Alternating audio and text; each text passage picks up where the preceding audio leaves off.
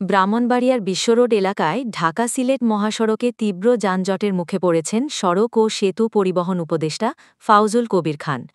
Voice of Brahmanbaria 24 সংবাদে সারাক্ষণ।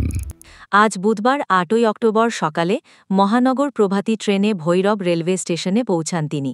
সেখান থেকে সড়ক পথে বিশ্বরোডের উদ্দেশ্যে যাত্রা শুরু করলে আশুকগঞ্জের বাহাদুরপুর এলাকায় দীর্ঘ যানজটে আটকে পড়েন।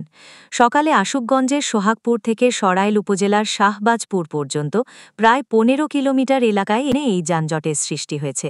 হাইওয়ে পুলিশের দাবি, সড়ক সংস্কারের কাজ চলাকালীন একপাশে মালামাল রাখার কারণে এই যানজটের সৃষ্টি হয়েছে। আশুকগঞ্জ নৌবন্দর থেকে আখাউড়া স্থলবন্দর পর্যন্ত প্রায় ৫১ কিলোমিটার সড়ক ৪ লেনে উন্নীত করার প্রকল্পের কাজ চলছে, তবে তা ধীর গতিতে অগ্রসর হচ্ছে।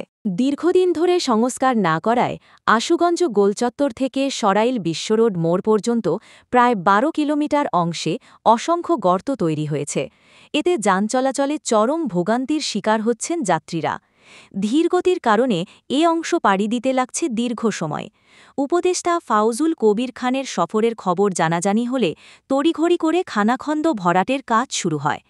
একপাশ বন্ধ রেখে সংস্কার কাজ করায় যানজট আরও তীব্র হয়। এ বিষয়ে খাটিহাতা হাইওয়ে থানার ভারপ্রাপ্ত কর্মকর্তা ওসি জাহাঙ্গীর আলম জানান, মঙ্গলবার ৭ অক্টোবর দিবাগত রাত থেকে যানজটের পরিস্থিতি আরও খারাপ হয়েছে। মূলত সড়কের বেহাল অবস্থার কারণেই প্রতিনিয়ত এ যানজট সৃষ্টি হচ্ছে বলে জানান তিনি। হাইওয়ে পুলিশ যান চলাচল স্বাভাবিক রাখতে কাজ করছে বলেও ওসি জাহাঙ্গীর আলম জানান।